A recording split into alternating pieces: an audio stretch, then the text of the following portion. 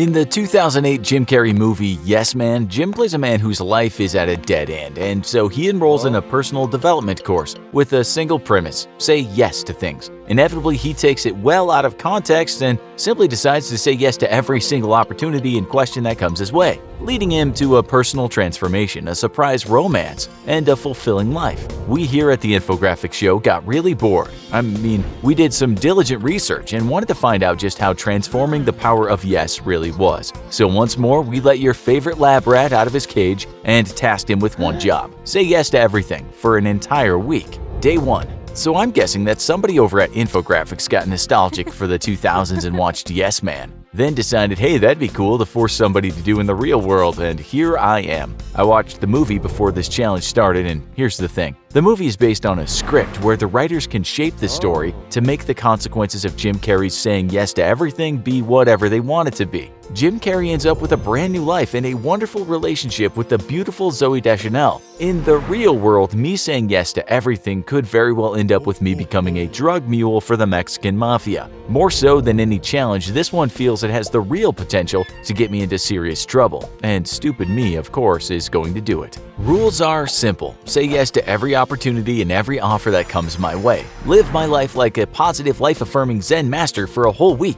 and say yes to the universe. This is my week to live, laugh, love, like a mid-20s college grad going through her first of multiple existential crises. By the way, I just realized that with this challenge, I'll officially have lived out the plot of 2 Jim Carrey movies. Can you guess which one is the other? Day 3. First 72 hours down, and what a mess things have been. I didn't tell the girlfriend about the challenge because there is no one who could handle the responsibility of me being able to say only yes worse than her. I don't even want to think what kind of terrible, ridiculous things she wrote me into doing if she knew I could only say yes to her every wish and desire. For example, she's been wanting to do this murder mystery dinner party thing with another couple, and these two are the absolute worst. They're both overdramatic to the extreme and have to be in charge of everything all the time. Honestly, I have no idea why she's friends with them, but an evening with them is like pulling your teeth out with a pair of pliers. Oh, and they love to engage in extreme PDA at the drop of a hat. No, thank you. I told her that I don't mind doing murder mystery dinner parties, but absolutely not with them, and have been refusing an invitation just about every other week. Not happening. So my first day was relatively uneventful, at least until the girlfriend got home. They just built a brand new veggie grill down the street from us, and for those of you who don't know, it's a vegetarian restaurant where they only serve vegetables. She's been eyeballing it ever since they started construction, and every time she brought it up, I managed to sidestep the conversation, but this time she asked again and I dutifully said yes. I swear, I physically winced as the words left my mouth, and she just kind of sat there for a moment and said, "Wow, really? Just like that?" And I silently nodded while screaming inside, and off to Veggie Grill we went. Honestly, it's not that bad. Their fake chicken nuggets even kinda tasted alright. But it's always just so heartbreakingly disappointing to not be eating the real thing, and it never fills me up. Okay, so day 2 was a little weird. This time we went to the grocery store together and she suggested we pick up several things that made me cringe hard. Things with labels like all organic and probiotic. This apricot, spinach, and cardboard juice would be really healthy for you. You should pick that up instead of some soda, she said, and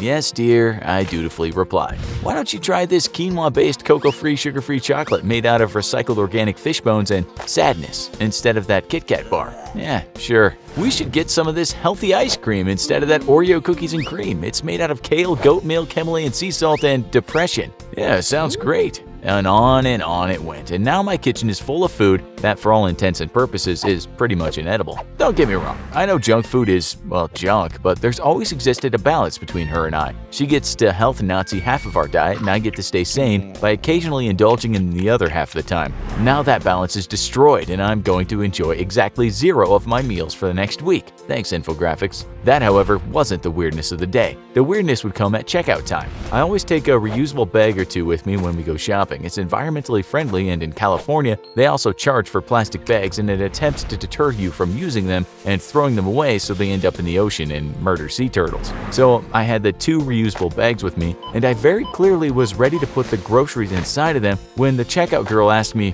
would you like plastic bags for these? I immediately said yes because, I'm an idiot who chose this as a career, and then very stupidly had to take my plastic bag groceries while holding my reusable bags in my hand. The girlfriend wasn't paying attention when it happened, but when she turned around, she gave me a very stern WTF look, and I just shrugged my shoulders and said maybe we can use them for trash bags. Then we walked out of the store, and if she didn't suspect something was up before, she definitely did now. Predictably, as soon as we walked out of the store, we got stopped by a guy with a clipboard. You know the type. I typically outmaneuver these petitioners like an NFL running back on his way to scoring a game-winning touchdown, but this guy was inhuman. He practically teleported in front of us, and there was no avoiding him. He wanted us to sign to show our support against the federal government forcing California to lower its gas mileage standards for vehicles. Dutifully, I said yes. The girlfriend's eyes narrowed at this point. She knows I go out of my way to not show public support for any specific causes, preferring to keep my support private. I don't like groups, and I don't like lining myself up ideologically in public with any specific groups. It's too easy to get caught up in values that aren't your own,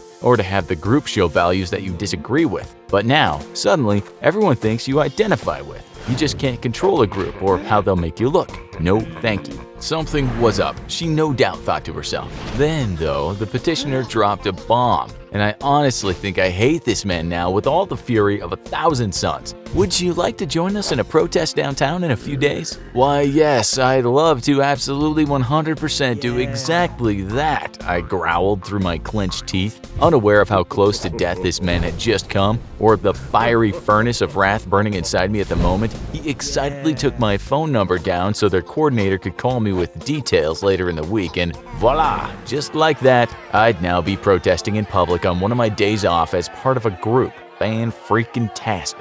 When we got in the car, the girlfriend grinned from ear to ear. "You can't say no," she said. A very disturbingly conniving smile spread across her face. I explained that it would be more accurate to say that I had to say yes to everything for another 5 days. And I swear I saw the devil in her eyes as she no doubt hatched 1,000 schemes and plots, practically giddy with excitement over what she could get me to do now. Day 7. Okay, challenge over. Never repeating again. In Yes Man, Jim Carey had his life turned around and got the girl all by saying yes to life. And in my real life, I've been blackmailed into every possible concession the girlfriend could get out of me and was once more very publicly humiliated.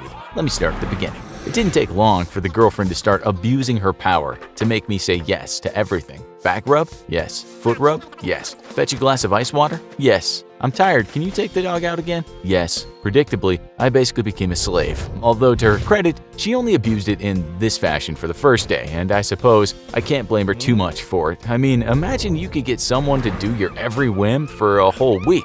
If anything, I'm impressed by her restraint. However, she inevitably remembered that she could now get me to go to every social engagement I have fought her tooth and nail on since forever. So guess who got to go to a baby shower and then a birthday party for the 8-year-old son of one of her friends this week? I don't really do children. It's only been recently that I've warmed up to the idea of having one of our own one day. And to be honest, deep down inside, I love the thought of having a child with her. But other people's kids? Oh God, no. Anything but that. I'm weird and awkward around children. I once had to text 3 different friends asking them how you introduce yourself to a 10-year-old. Do you just give them a handshake or something? So I got to sit through a birthday party full of screaming children whom I had no idea how to properly interact with.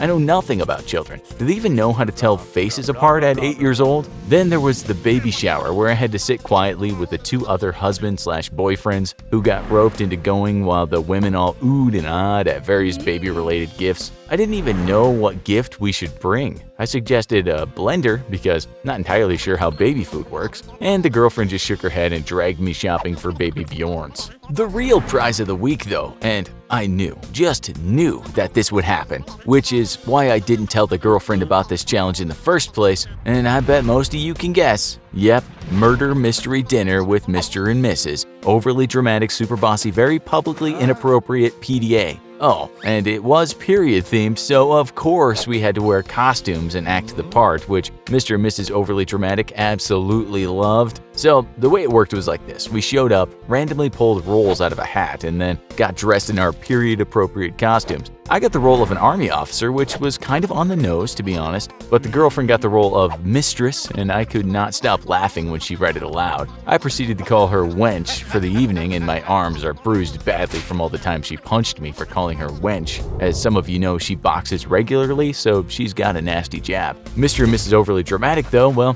he pulled police chief, and she got aspiring starlet. Already, I could tell the evening was going to be the single most painful, unbearable experience in human history. So, you're supposed to sit for dinner while they serve you different courses, and right from the get-go, Mr. and Mrs. Drama would steadfastly refuse to acknowledge you unless you address them by their fictional character names. Oh, and they demanded that we go around the table and make up backstories for our character and introduce ourselves, except they would insist on making helpful and very forceful suggestions to every single person's backstory. You know, little notes to enhance the immersion. I honestly think I shattered a molar from grinding my teeth. It was barely 10 minutes into the evening and already they were trying to control everybody's experience. There's an unwritten rule about these old-timey murder mystery dinner events where everyone, for some reason, puts on a British accent. The moment you think murder mystery, everyone thinks British. It's really weird. So naturally, I put on the most awful Australian accent I could manage, explained that I was an officer from down under, and called everyone mate except the girlfriend, whom I referred to exclusively as wench, receiving a swift punch in the arm in return every time.